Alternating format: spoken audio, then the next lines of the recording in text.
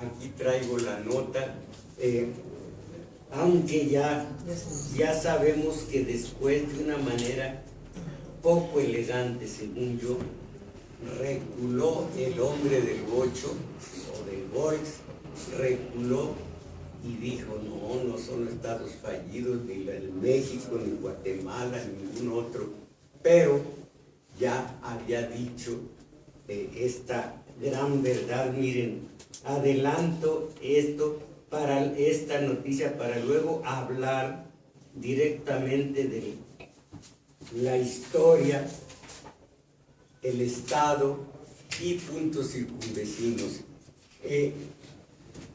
Tomé un estudio muy serio acerca del Estado y transcribí una página para no andar cargando esto. Pero luego vi que me rebasaba porque era muy extenso aquello, y luego recordé otro estudio de un catedrático de la UNAM sobre el Estado. Entonces, ni modo, tuve que traer los dos libros y es horrible andarlos cargando, pero no había de otra manera. Entonces, la primera hoja la saqué, la describí y dije, con esto no voy ya hago a un lado el libro, pero vi que seguía el libro hablando del Estado, cosas que me parecen fundamentales. Ojalá que ustedes aprecien y gusten también de sentir este conocimiento de lo que es el Estado. Hay que saber lo que es para luego saber por qué es fallido. Lo que dijo este hombre, para el presidente uruguayo José Mujica, México parece un Estado fallido. Y luego, comillas, a uno le da la sensación, visto a la distancia, que se trata de una especie de Estado fallido, que los poderes públicos están perdidos totalmente, están carcomidos. Es muy doloroso lo de México. Imagínense qué palabras. La desaparición de los estudiantes se debe a la corrupción, instalada como una tácita costumbre social. México está obligado a aclarar el caso. Caiga quien caiga, le duela a quien le duela y tenga las consecuencias que tenga. Son cosas que en el mundo de hoy no deberíamos permitir, porque la civilización que tenemos tiene muchísimos defectos, pero el progreso y la marcha de esta civilización no debe atar las manos. Durísimo, aunque después haya querido componer esto, pero la verdad allí queda, y lo que dijo es verdad. ¿Quién lo puede negar? Y lo curioso es que después de estas verdades, Peña, ya saben que acaba de decir en un discurso, en un video, los 10 puntos con los que quiere remediar la situación para ir contra la corrupción. De veras que se necesita, como decimos en el pueblo, un camalote. Imagínense, es una especie de concha de armadillo, según entiendo, un camalote especial para que hable contra la corrupción.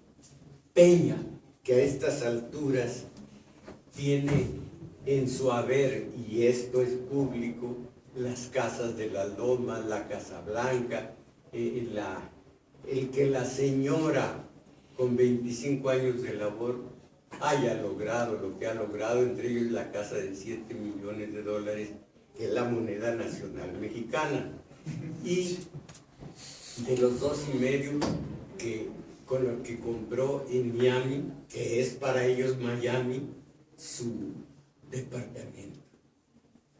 Y entonces yo pienso, ¿qué caramba sucedió conmigo? 42 años de trabajo en Radio UNAM, y después de 42 años ascendí hasta llegar ahora a un sueldo de 2,000 pesos al mes, así que me ha ido bien, pero yo no he comprado ninguna casa en las lomas.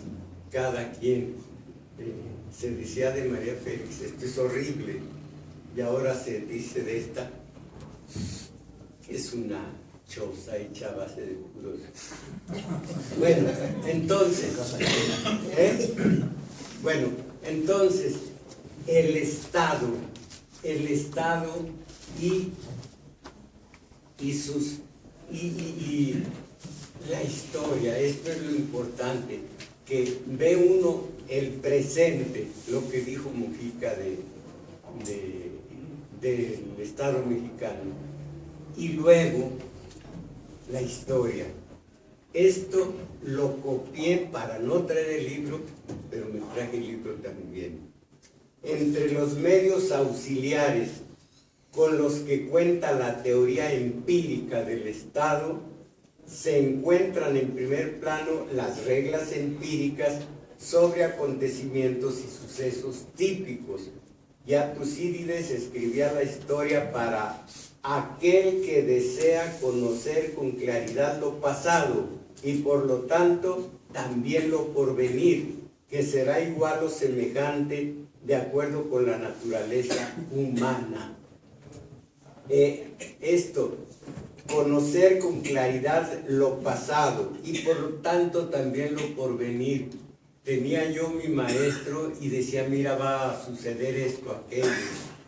Yo nunca le contestaba nada, porque no era tan tonto de quitarle la palabra a quien me estaba enseñando tanto de teoría política. Pero yo pensaba, pues, ¿por qué? ¿En qué se basa?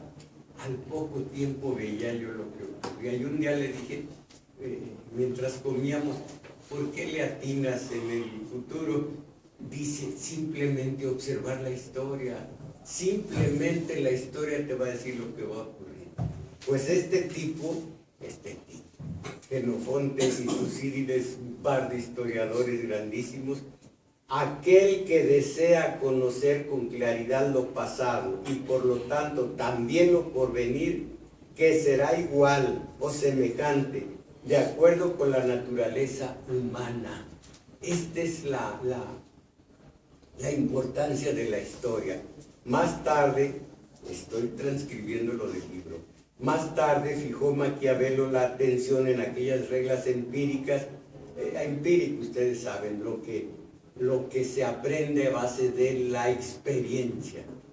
Al afirmar Maquiavelo que quien desea saberlo por venir, esto ya lo dice Maquiavelo, quien desea saberlo por venir, consulte lo pasado, porque todas las cosas del mundo en todo tiempo se parecen a las precedentes. Esto depende de que, siendo obras de los hombres que tienen las mismas pasiones, por necesidad han de producir los mismos efectos. El que estudia las cosas de ahora y las antiguas, conoce fácilmente que en todas las ciudades y todos los pueblos han existido y existen los mismos deseos y las mismas pasiones, de suerte que examinando con atención los sucesos de la antigüedad, cualquier gobierno republicano puede aplicar los mismos remedios que usaron los antiguos y, de no estar en uso, imaginar los nuevos por la semejanza de los acontecimientos. Imagínense ustedes toda la importancia que tiene la historia. Por eso yo hablo de que nos enseña muchísimo. Y ahí tienen toda una energía social maravillosa, pero ya no únicamente de guerrerenses, no únicamente del DF, del país y a nivel extranjero. ¿Y en qué va a parar todo esto? Siendo un movimiento espontáneo. Acercarse a la historia y con humildad hacer un ejercicio de autocrítica. ¿Qué estoy haciendo con este movimiento, con esta rebeldía. También otros autores en lo esencial expresan lo mismo. Jelliken es un alemán universal, el hombre, como todos los que aquí se citan, es un teórico de la ciencia política, un maestro, y dice: solo porque bajo análogas condiciones se repitan de un modo, solo porque bajo análogas condiciones se repiten de un modo análogo las cosas, puede ser tomada como maestra la historia. Y se refiere a los procesos típicos porque dice: pueden en efecto hacerse derivar de ellos con caracteres de grandes posibilidades, consecuencias determinadas que sean aplicables a fenómenos particulares de la vida de los estados. Y ustedes saben, ya hablamos aquí de lo que es estado. Al final no se vayan que están los discos. Lo que es estado, el territorio delimitado con sus fronteras, la población más o menos constante en su número y el gobierno. Y clarísimo lo que es el Estado, lo que es el gobierno, lo que es la nación. Un Estado lo es cuando tiene, cuando tiene territorio, habitantes y fronteras. Un Estado de Derecho cuando hay instituciones, hay un entramado de leyes y hay instituciones que conforman ese Estado de Derecho con los tres poderes clásicos: el legislativo, el ejecutivo y el judicial, y tantas instituciones que hacen posible el manejo, la convivencia humana sin tener que regresar al estado de naturaleza, que para muchos antiguos como Hobbes tenía sus ventajas. Él decía que el estado de naturaleza era pésimo, y él decía: hay un monarca de mano dura. Pero, por ejemplo, Rousseau, al hablar del buen salvaje, es un libro, hablaba del estado de naturaleza que se echó a perder con esto de la convivencia humana a base de reglas y de sujeción a un solo gobierno. Entonces, el Estado es eso, el Estado de Derecho es esto otro. La nación puede no ser un Estado, como por ejemplo los gitanos tienen su nación, mismo lenguaje, mismas creencias, la religión, tipología, todo, pero no son Estado. Supongo que en ese rango están los palestinos, que ya la ONU los reconoció. Ya empieza algunos estados a querer reconocerlos, como España. Vamos a ver, Israel está en contra, pero como Estados Unidos ya se retira un poco de Israel, a lo mejor permite que los palestinos sean ya un Estado. Y un gobierno, el que temporalmente, aquí cada 6 años, cambia entre el grupo dominante, que es el de los oligarcas. A uno le piden el voto, como podrían prescindir de él, con una democracia formal que es de las más caras del mundo, pero todo lo aguantamos nosotros. Ese es el Estado. Contra el Estado estuvieron los anarquistas. Ahora se habla de anarquistas. ¿Qué es eso? ¿Qué anarquistas son estos? Alboroteros con razón, porque están hartos, están cansados, pero el anarquista con mucha tesis, unas tesis sólidas, entre comillas, dicen que el Estado nos gobierna a pesar de nosotros mismos, es opresivo, es represivo, tiene el monopolio de la fuerza legítima. ¿Y por qué? Y quieren que no haya un Estado, sino de nuevo volver a la naturaleza. El estado de naturaleza no es la ley del más fuerte, como en un principio lo era, sino lo que es la naturaleza humana, que ese humano se desarrolle según sus necesidades, sin necesidad de tener un papá Estado.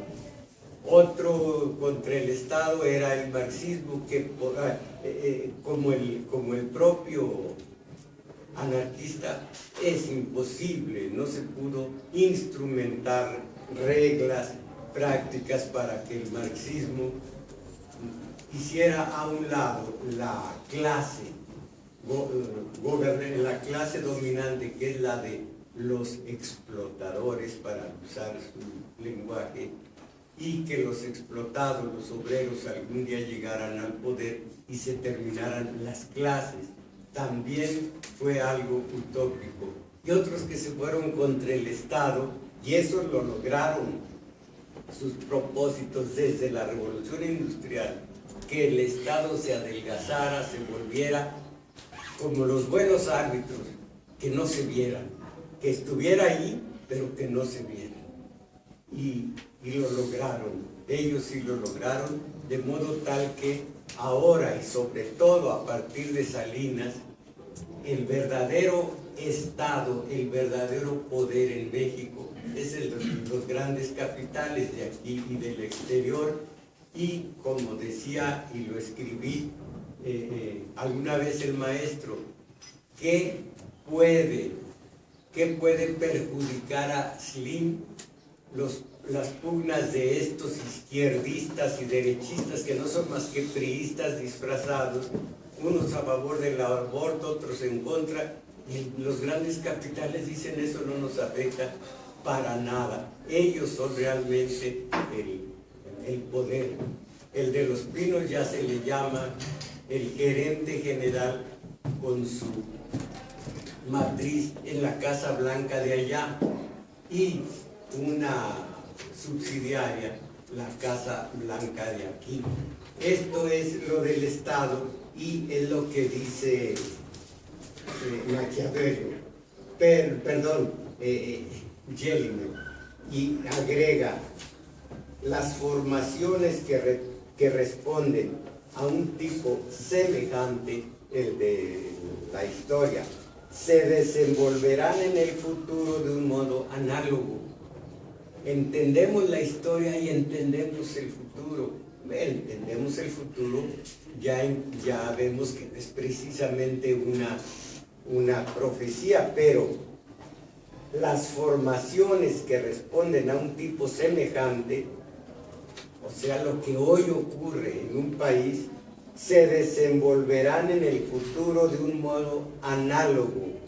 Cuando se habla de historia, se tiene ante la vista, consciente o inconscientemente, el elemento típico de las cosas humanas en relación al Estado, en relación a la sociedad, en relación al rumbo que seguimos y deberíamos seguir. La historia, por eso yo le pongo mucho énfasis a la historia, es lo que dicen estos profesores catedráticos de la ciencia política. Y luego, una democracia representativa en que el poder supremo se reúne en una asamblea es muy propensa a transformarse en una dominación de pocos detentadores del poder o de una sola persona. Esto lo dijo Marx. Y yo les digo a ustedes, no son aliados. No son nuestros aliados. ¿Cómo se les va a exigir a ellos que se suiciden por amor a nosotros? No son nuestros aliados. Los Sicilias, créanme que han hecho mucho daño, y antes, los Sicilias de ayer y hoy, los Martí de ayer y hoy, las Mirandas de Wallace de ayer y hoy, las Moreras de ayer y hoy, exijan, como les digo, el propio sistema, exijan una democracia representativa en que el poder supremo se reúne en una asamblea, ya saben, un congreso, un parlamento o un titular del Ejecutivo con su gabinete, es muy propensa a transformarse en una dominación de pocos detentadores del poder o de una sola persona. Ello parece evidente incluso por la experiencia cotidiana. Un conjunto de personas, también una asamblea, es habitualmente incapaz de gobernar porque carece de una concepción política clara, de la aptitud para actuar con arreglo a un plan o de tomar decisiones rápidas. Por ello es natural que en una asamblea destinada a gobernar se forme un grupo dirigente cuyos miembros pueden guardar un equilibrio o bien se encontrará entre ellos una personalidad especialmente fuerte que logre arrebatar el mando dentro del grupo. Qué curioso, estos analistas no dicen Mamliojavio, ¿por qué será? Cuyos miembros pueden guardar un equilibrio o bien se encontrará entre ellos una personalidad especialmente fuerte que logre arrebatar el mando dentro del grupo y por consiguiente el poder dictatorial en el Estado.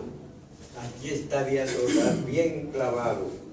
Y entre paréntesis, concentración del poder, espérenme, concentración del poder y vienen los ejemplos.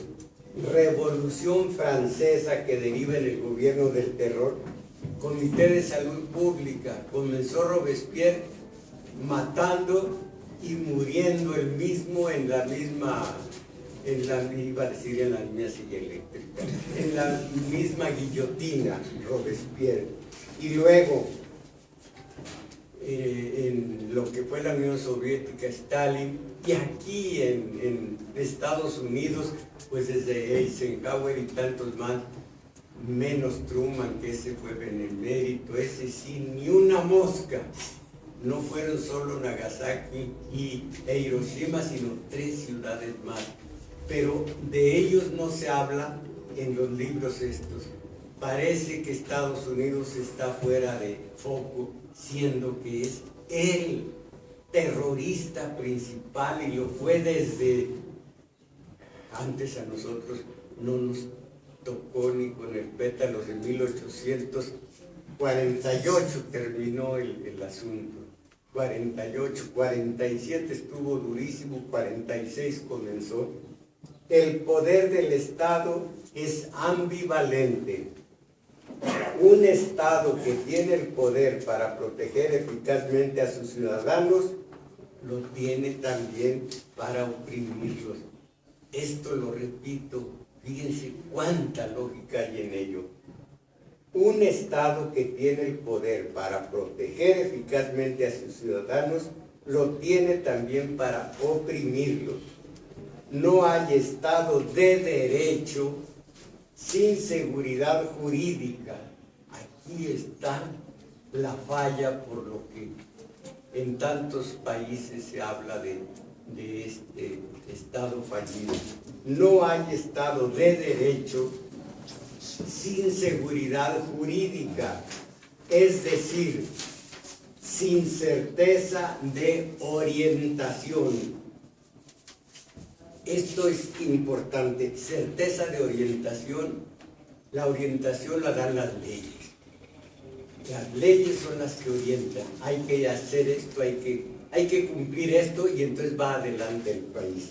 No hay Estado de Derecho sin seguridad jurídica, es decir, sin certeza de orientación. Y no hay certeza de orientación sin certeza de realización. Aquí, ¿qué certeza hay de realización de lo que marcan las leyes? Sí, ya Peña se enfrenta a la corrupción. Él no tiene nada que puedan objetarle. Objetarle con B. Para la dominación en todo un estado, pero la dominación en todo un estado solo tiene visos de permanencia si se sostiene, en buena parte al menos, sobre la obediencia voluntaria. Todos estos ángulos de la cuestión aplicados al Estado mexicano no lo ponen íntegro, lo miramos endeble, pero la dominación en todo un Estado solo tiene visos de permanencia si se sostiene, en buena parte al menos, sobre la obediencia voluntaria. Esto lo dijo Rousseau en el Contrato Social y agrega: el más fuerte no lo es jamás bastante para ser amo y señor, si no transforma su fuerza en derecho y la obediencia de los demás en deber. Esto es muy ilustrativo de lo que es el Estado. Y luego, al terminar de escribir esto, vi que seguía la explicación, y siendo tan extensa, pues ya no iba yo a seguir escribiendo. El monopolio de la fuerza física. El Estado, en tanto que estructura organizada de poder y acción, tiene como función garantizar una convivencia ordenada en forma segura, sin contradicciones, y en especial la paz y la seguridad jurídica. Pero esto es lo importante: convivencia ordenada en forma segura, sin contradicciones. Para el desempeño de su función ordenadora y pacificadora, debe dotarse a los titulares de funciones estatales con poder estatal, la facultad, en el marco de sus atribuciones, la facultad de regular obligatoriamente la conducta en esa comunidad y de forzar la conducta prescrita con los medios del poder, en caso extremo, aún con el empleo de la fuerza física, la inscripción última ratio o ratio, según pueden decir en latín regina o regina, según la región en donde se hablaba, última ratio, última frontera, regium, la última frontera o el último recurso del rey, regium. En los antiguos cánones pone de manifiesto, sin lugar a equívocos, esa pretensión del poder del Estado. Esto ya me lo había dicho el maestro. Dijo: el Estado solo asesina en el último de los casos, no necesita ni quiere asesinar. Quiere oprimir, no reprimir. Oprime y no le pasa, y no tiene que pagar costos políticos. Reprime y sí, ahorita está pagando Peña, como él es el del Ejecutivo, está pagando un costo político altísimo. No necesitan reprimir, tener oprimida a la gente. Entonces me decía, es el último recurso como caso ejemplificador, para que los levantiscos vean que no es ese el camino. Voy a hacer el episodio de Tlatelolco, el de Acteal, el del Charco, el Bosque, Aguas Blancas, solo como ejemplo para que se mantengan, para que se vuelvan a mantener mansitos. Y ese iba a ser el caso de Iguala, pero no tomaron en cuenta, porque eso es muy difícil de saberlo, lo que es el salto de calidad, que ahora ya no aguantaron los protestantes cuando con Calderón había chorros de sangre derramada y en paz 43 cadáveres fueron suficientes para que ocurriera esta situación. Curiosos saltos de calidad que en el Porfiriato ya ven todo el horror de Tomochic, el horror del Valle Nacional, del Cananea, de Río Blanco, de los yaquis y demás, pero de pronto una frase a Coleman, ¿cómo se llamaba el periodista? Va por Coleman, pero no es así. No. Bueno, ya sabemos a quién. A este periodista norteamericano, creo que ya el pueblo está listo para la democracia. Krillman, sí, ahí iba. Está listo para la democracia. Eso bastó para dar el salto de calidad cuando no lo había logrado todo Regeneración con todos, Enrique y Ricardo, sobre todo Ricardo y varios más que se reunieron en San Luis Potosí, y comenzó este movimiento precisamente de los anarquistas, pero anarquistas, no estos jovencitos que queman puertas y demás, son anarquistas. Los verdaderos anarquistas, Ricardo, qué caramba, admiro a Ricardo Flores Magón, se quedó ciego, cárcel de Cananea, ese es un corrido, se quedó ciego y escribe unas cartas dolorosas. Está muy mal el hombre, dice, está muy mal en la cárcel, se me olvida el nombre, pero no se lo digo. En Estados Unidos. Hasta que estén seguros. Y entonces no hubo salto de calidad.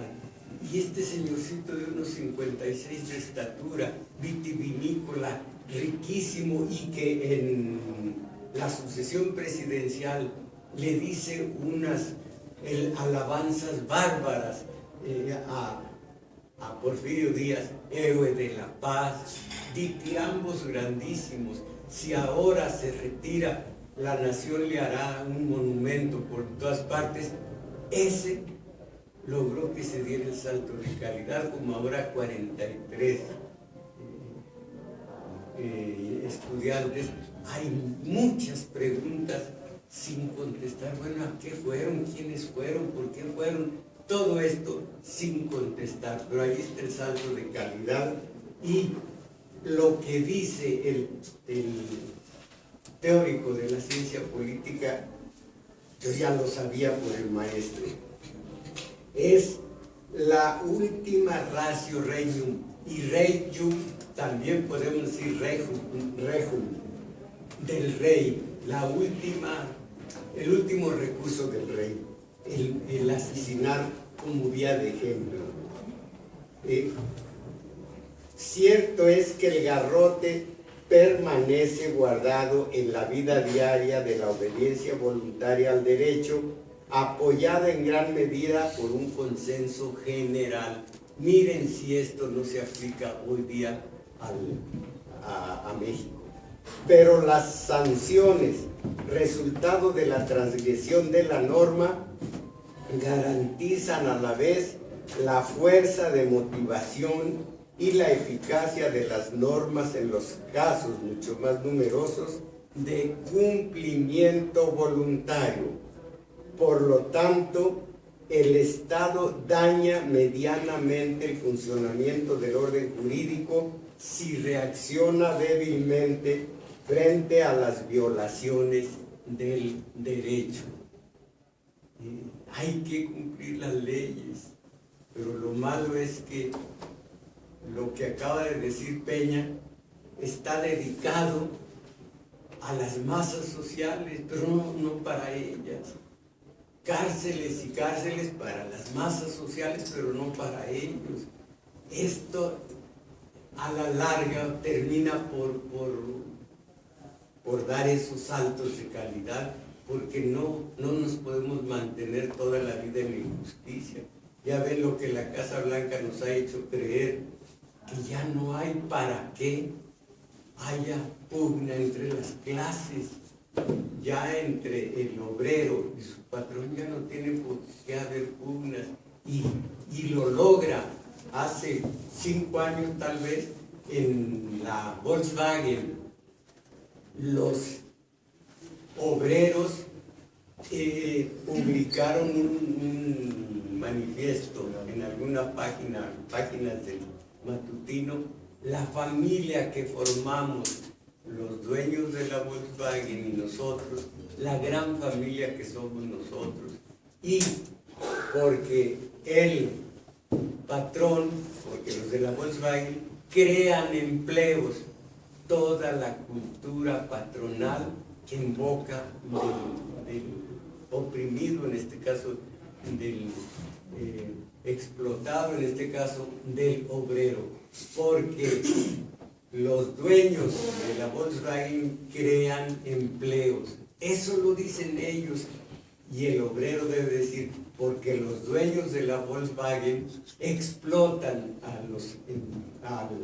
al empleo, en donde, no me acuerdo dónde acabo de ver, que ya la plusvalía, ¿cuál plusvalía?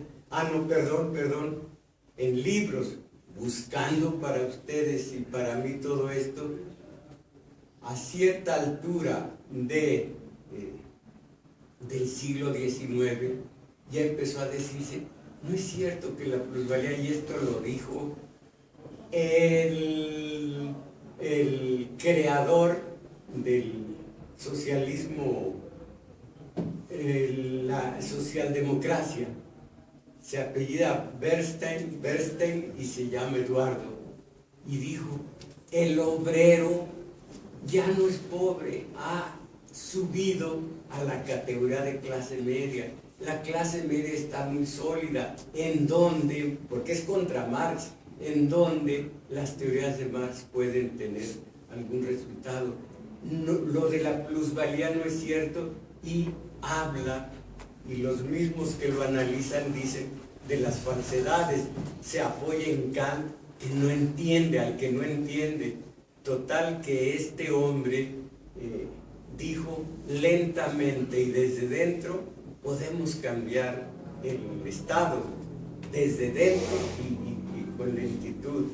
Y hay un hombre que le dijo en español y con ese tono, ¿verdad que sí?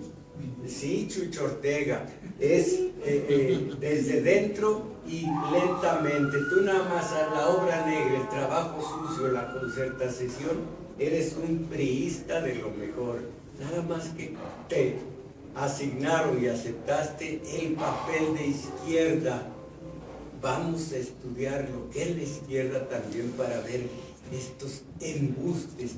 Hace 8 días hablamos desde Echeverría. ¿Cómo se llama el primero al que cooptó y cuándo? ¿No se acuerdan?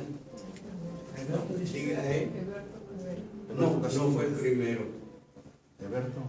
No. Talamantes, 1971.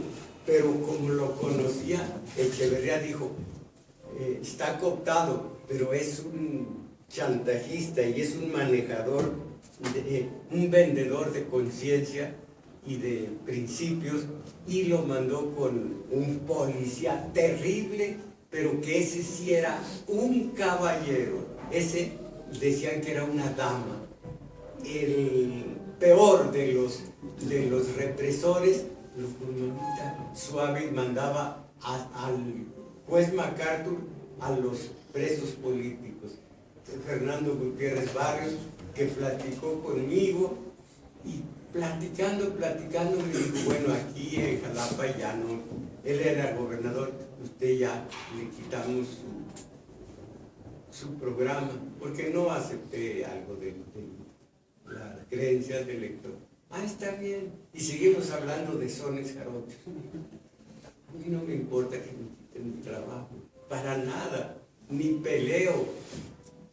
Desprecié por eso, nada más que ya está muerto, pero lo sigo despreciando por eso a Paco Huerta. Ay, le decía yo, cállate, ve que ya no te pueden,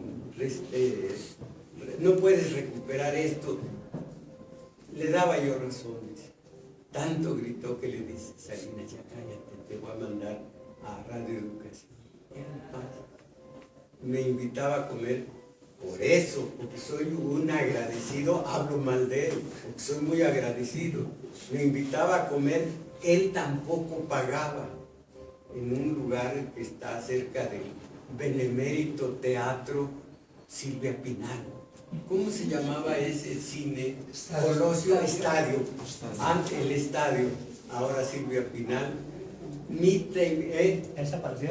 No le oigo. Ahora es una brasileña, es una iglesia brasileña que está metida ahí. Ah, no me voy a decir que es de Luz del Mundo, algo así. Pare de sufrir. Pare de sufrir, híjole. Hubiera preferido que siguiera, era de Silvia Pinal, con el horrible marido que se consiguió, que andaba siempre en moto. No me den por buenos a los que andan en moto. ¿Son hombres man? El gobernador de Tulio Hernández, feo como el solo, pero con dinero para conseguir a Silvia Pinal. Pero ella dice que la mitad del teatro Silvia Pinal tenía una dueña. Le daré un disco a quien me diga quién era la mitad, era la otra dueña del teatro Silvia Pinal. Hablo de cuando Díaz Ordaz, cuando López Portillo. No, todavía no sé. Margarita, le debo un disco, no me dirá cuál. Entonces, allí cerquita, creo que se llamaba algo como de el restaurante de Cantera, ¿quién sabe? Casa de Cantera. Casa de Cantera. Casa de Cantera. Eso, pues le daban gratis a este hombre, no solo la comida, sino los tríos. Ahí oí el horror que durante meses no me pude sacar. Estoy dado ¿cómo se llama? No, que no se saca, se clava uno en eso. Obsesión, la obsesión que dice, bueno, que ya regresé, o sea, se va Lupita en un buque de vapor. Pero ya no vayan ya no quiero. Hay dos cosas, dos músicas funestas para mí, ese y el trozo de Carmen, la habanera. ¿Se acuerdan? No me la vaya a para sacar el tararara. Ay, hijos. Bueno, entonces íbamos allí. Yo le decía, cállate ya. Entiende lo que es el gobierno, entiende lo que es el sistema de poder. No, hasta escribió un libro con reportes y con opiniones de sus amigos que le decían, sí, la libertad de expresión. ¿Cómo podía yo hablarle? ¿Cómo puede haber libertad de expresión en México si todos los medios, televisión, radio comercial, prensa escrita, son de los grandes capitales y se cuestan muchísimo a los Azcárraga y a los Salinas Pliego, porque son parte del sistema de poder, van a permitir a los periodistas, y dice algún teórico, ¿qué periodista tiene un periódico? ¿Qué periodista tiene una radio comercial? ¿Qué periodista tiene un consorcio televisivo? Y aun si lo lograra, sea como sea, ya sería parte del sistema y no se pudiera zafar de ahí. Perdón que lo interrumpa, eso mismo dijo en otra clase nace, pero ahí yo tengo la duda de qué ocurre con Proceso y con La Jornada. Bueno, pues estos no son parte de nosotros. Que sean, miren, hay una trampa bonita del sistema. En Reforma hay un hombre del Colegio de México, Lorenzo Meyer. En cualquier lugar, en cualquier prensa escrita, siempre tienen uno de izquierda que llega a un término, es lo que le decía yo a Huerta, ya llegaste a un término donde ya no puedes pasar. Esa es una trampa para que veamos qué libertad de expresión hay. Los intelectuales, hoy vi de uno de ellos, Aguilar Camín, contesta preguntas de los lectores. Todos ellos, intelectuales orgánicos, todos están cerca del poder. Monsiváis nos hacía creer que era de izquierda porque decía el maldito sistema de poder, pues es el que te está dando tu beca para que finjas que hay libertad de expresión. Lo del Proceso y lo de La Jornada es una trampa que nos ponen estos, porque ¿cómo va a haber libertad de expresión si ellos son los dueños y son parte del sistema de poder? Dice, atáquenos, pero sin aportar soluciones. Total, ni los veo ni los oigo. Para eso les pagan. Ese Aguilar, antes Monsi, antes este otro de esa. No digo de Krause porque ya no necesita beca. Pero todos ellos están jugando el papel exactamente de la oposición, como Chucho Ortega. Son parte del sistema para fingir que hay libertad de expresión. ¿Cómo puede haber libertad de expresión? Llega uno hasta donde marcan. A mí me han sacado hice una página en El Sol de México. Mi página no tenía nada que ver con El Sol. Se llamaba La Página. Soy muy creativo. Se llamaba La Página. Y allí éramos una parejita que después es de Aguilar. ¿Cómo se llama esta? La de Arráncame la Vida. Mastreta. Era mi colaboradora y hacíamos la página y teníamos colaboradores, ella y yo, algunos más. De allí y de ABC y de la W y de la Q y de la X, sé que llega un momento en el que ya, ellos dicen ya, no hay nada que decir, voy a apelar a la libertad de expresión. A mi edad no soy cándido y algunos quieren serlo o por ignorancia, como este Sicilia que exige y luego le dio besos a Calderón. Le dio besos a Calderón. Yo no me atrevería ni con Margarita, menos con Calderón. Bueno, pero andan queriendo que bese a Angélica. Todavía lo tengo en duda. Sí. Maestro, usted ha mencionado mucho lo de los... Creo que está repitiendo la inducción del gobierno con los anárquicos. ¿La qué? Con los anarquistas. La inducción. Los españoles que viven en los republicanos, entre ellos mi discípulo Krause, ahí busquen en la página de internet a Ricardo Mestre. Este hombre, anarquista. Ricardo Ricardo Mestre. No lo conozco. Por favor, Krause le dedica una placa, murió hace poco. Ya se murió. Sí, en ese ya murió. Y le da las gracias de lo que le enseñó, porque este señor, republicano, no era republicano, era anarquista. Dijo, los anarquistas no hay que andar encapuchados, no hay tan gobierno, porque ellos se respetan, y respetan de leyes, y la gente de bien no necesita de leyes. Estos no son anarquistas, son inclusivos y son parte del sistema. Por supuesto que Shell dijo un día, nosotros dijo, la libertad de expresión tiene un límite como a los perros, una cadena. ¿Por qué? Estamos atados al papel, a la tinta. Está un señor que sabe de eso. Y hay que romper eso. Es lo que yo dije antes, que si alguien, es hipotético, si alguien lograra un periódico, una radio comercial, una televisión, tendría que estar sujeto a las mismas reglas. Entonces, ¿cuál libertad de expresión? Pero eso sí, los simuladores para eso trabajan. A Dehesa, a Monsiváis les decían, cárguenos la mano. Y esos mismos iban con Salinas, era más su tiempo con Salinas, y se acuerdan de la cancioncita que siempre le cantaban a Salinas. Bécame mucho, como si fuera el sexenio la última vez.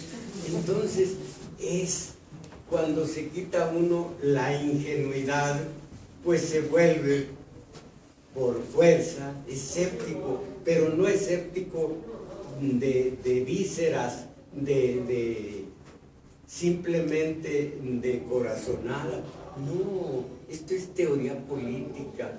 No puede haber esa libertad de expresión porque los dueños no son los periodistas, y el periodista llega hasta donde los intereses del dueño quieren.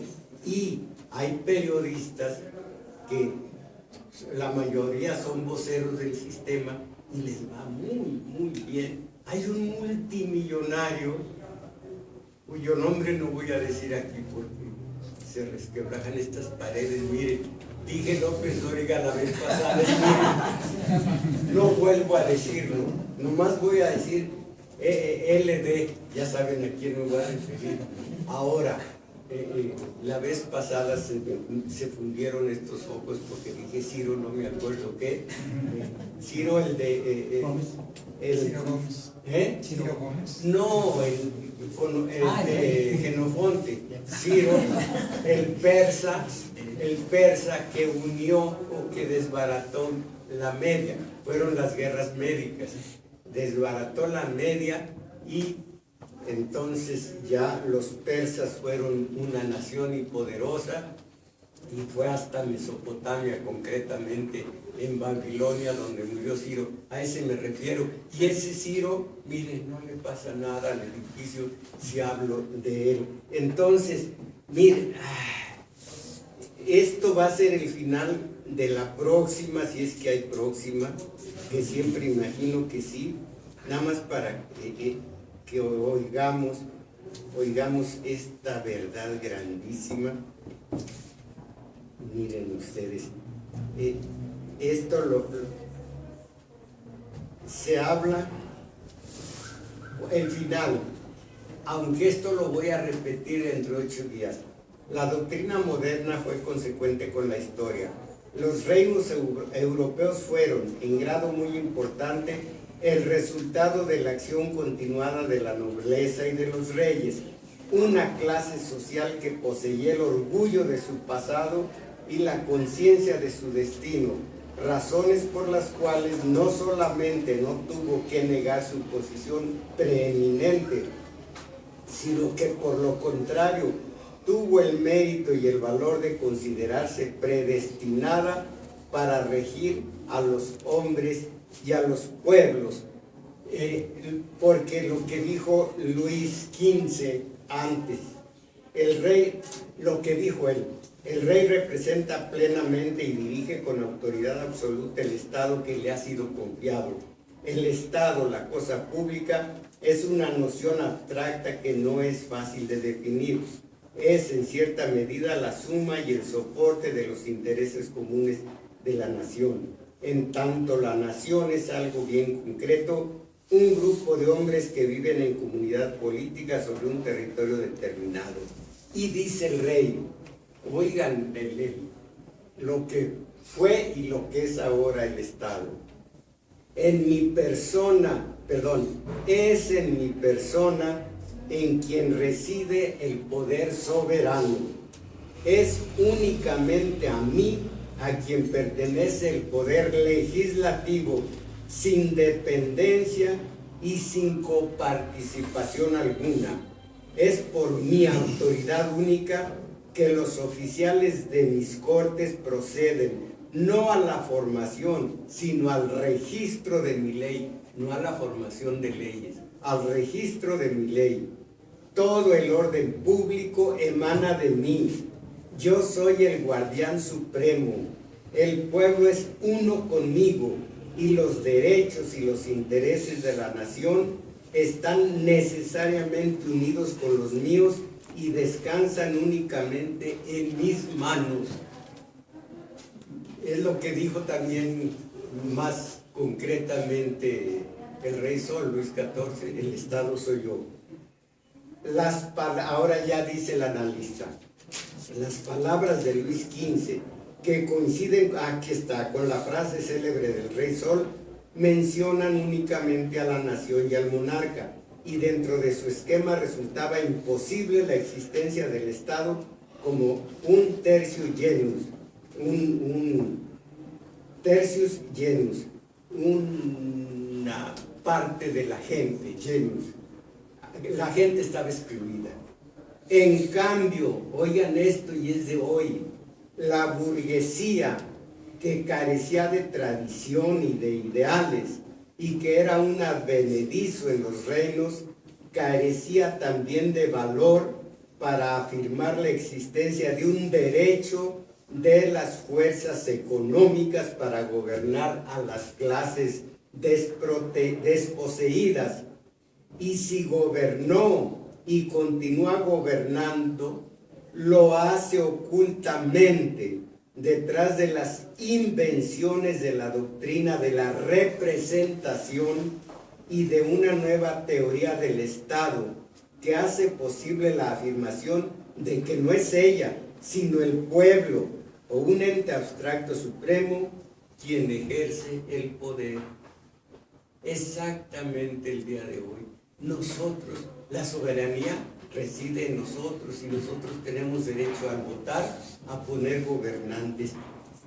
Los reyes, dice el analista, tenían un ideal, tenían una mira de su propia valía que le había dado Dios, derecho supremo de los reyes, y actuaban en consecuencia. Pero la burguesía sin ideales, sin esa valentía que tenía el rey, no estoy hablando que volviéramos a esto.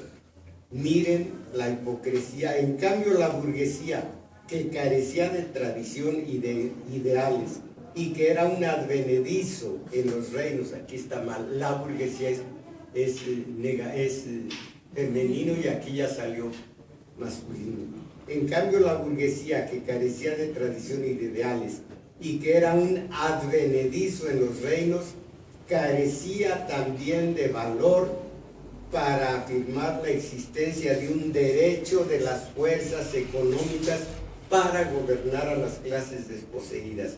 Y si gobernó y continúa gobernando, lo hace ocultamente, detrás de las invenciones de la doctrina de la representación, la democracia representativa, detrás de la doctrina de la representación y de una nueva teoría del Estado que hace posible la afirmación de que no es ella, la burguesía, sino el pueblo o un ente abstracto supremo quien ejerce el poder. Ellos somos nosotros. Está en nosotros, reside realmente la soberanía. Todo esto, engañifas en las que caemos perfectamente y no nos damos cuenta. Y cuando ya estamos hartos de la situación, nos vamos al movimiento espontáneo, a ver qué sale de esto. Hay que preguntar a la historia qué sale de esto. ¿Quién de ustedes puede decir el ejemplo que aquí hemos manejado de la época moderna, los grandes movimientos de repulsa al gobierno, los grandes movimientos de desobediencia al gobierno, la toma de calles con aparatoso, y que todos los populares caen a la cárcel. Exactamente como, ¿se acuerdan de qué época y quiénes?